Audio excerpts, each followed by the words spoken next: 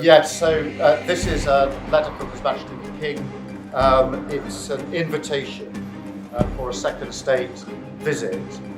This is really special. This has never happened before. This is unprecedented. If the British people are angry and they get attacked, I've always found about the British, they don't need much help.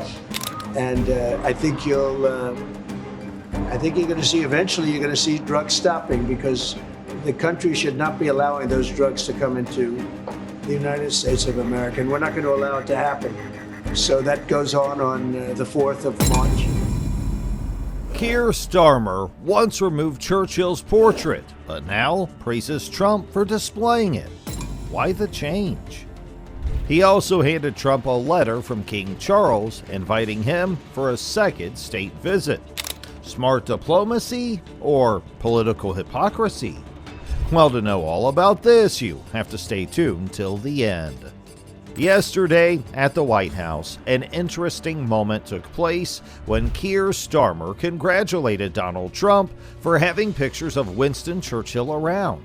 Now, this is the same prime minister who, not too long ago, removed Churchill's portrait from his own office. Then Starmer hands Trump a message from King Charles, along with an invitation to Balmoral.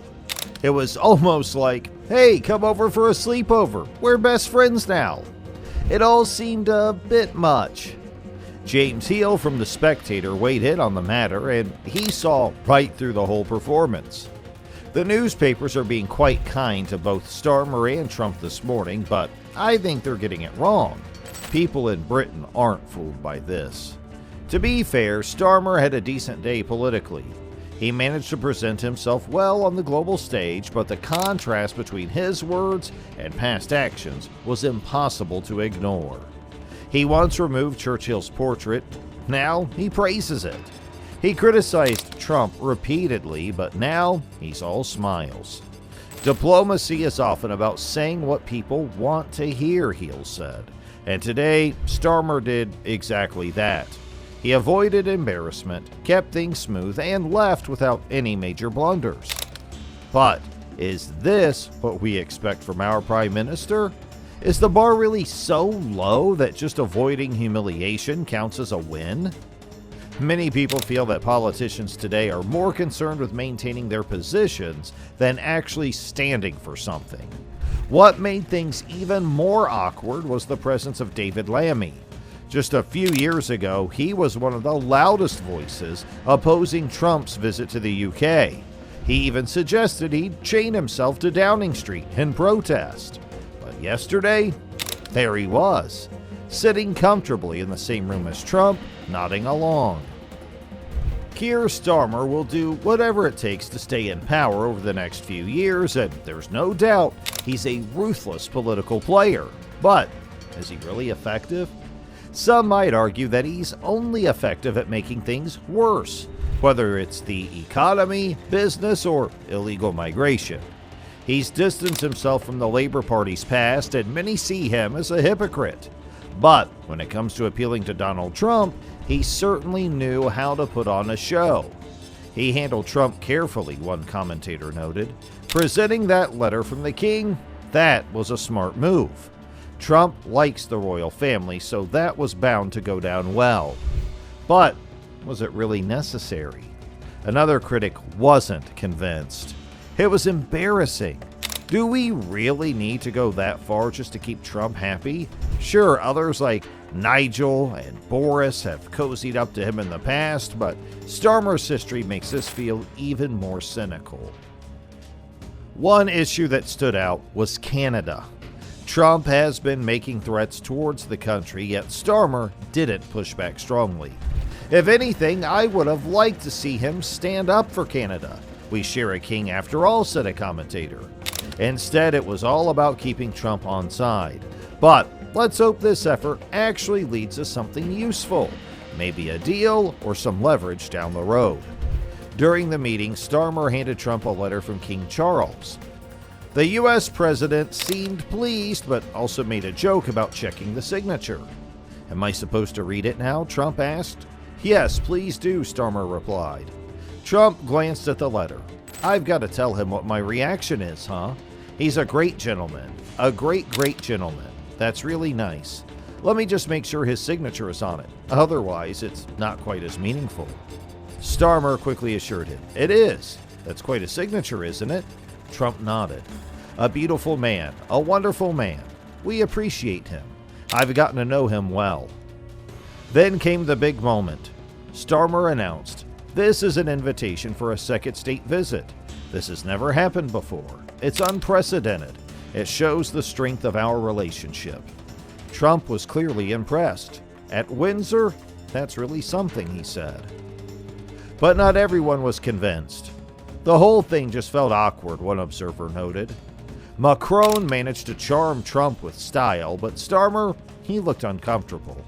The forced touching, the fake warmth, it didn't feel natural. And let's not forget that Starmer has spent years saying Trump is dangerous and should never set foot in the UK. Now he's suddenly his best friend? And what about those Labour MPs who once protested against Trump's visits? Sadiq Khan and others were flying that ridiculous blimp not long ago, someone pointed out. Will they be just as loud now that their leader is rolling out the red carpet? For Starmer, the visit might have been a success, but for many watching, it raised more questions than answers. It seems like the whole situation is causing quite a stir and people are struggling to keep up with the changes in political attitudes. Just a while ago, figures like Sadiq Khan were vocal about their dislike for Trump, but now he's welcoming him to London as if nothing ever happened. London is the greatest city in the world, and we welcome all world leaders, he said in a recent statement. But let's be honest, doesn't that feel a bit contradictory? Not too long ago, he was among those who criticized Trump heavily, and now suddenly he's playing the role of a gracious host. I just can't stand this level of hypocrisy, one commentator remarked. It's almost like they think we don't remember what they said before. Then there's the issue of using the king in all of this. Some people see it as a respectful diplomatic move, while others think it's nothing more than a cheap political tactic. Dragging the king into this just to win favor with Trump, it's embarrassing, one critic pointed out. But of course, from a government perspective, these types of gestures are often necessary. Sometimes in politics, you have to do things you don't necessarily like, another expert explained. Like it or not, Trump is the president, and engaging with him is unavoidable. And then there's the Chagos Islands deal. This agreement, signed by the UK, hands control of the islands over to Mauritius on a long-term lease. It's a significant deal, and many are questioning whether it was the right decision. Trump, when asked about it, gave a rather cautious response. We're going to have discussions about it soon, he said. It's a very long-term lease, 140 years, which is a long time. It doesn't sound bad, but we'll need to look at the details.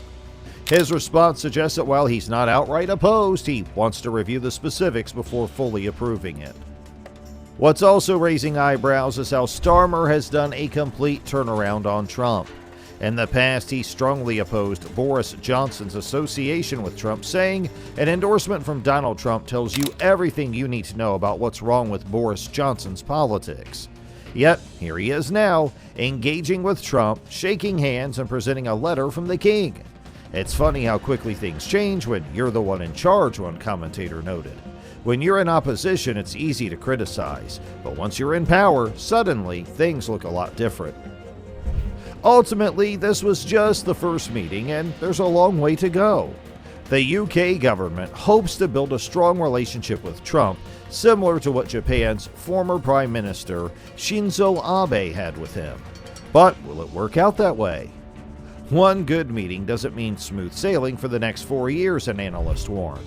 There will be challenges ahead, especially with issues like Ukraine and free speech, which Trump's administration has strong views on.